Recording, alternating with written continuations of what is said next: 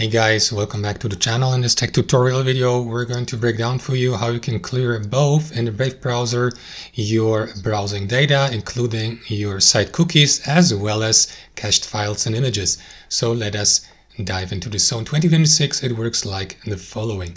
So click into these three lines in the top right on Brave, navigate to settings, and inside your settings, guys, what you want to do is simply click into delete browsing data here in the privacy and security tab to the left, and after that choose either basic or advanced, and after that click into the time range below. If you'd like to delete the all-time browsing data, select all time, and make sure that you select the checkbox for cookies and other site data, as well as cached images and files with the associated MB below.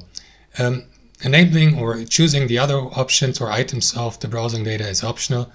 Just don't forget to click into delete data to finalize the deletion.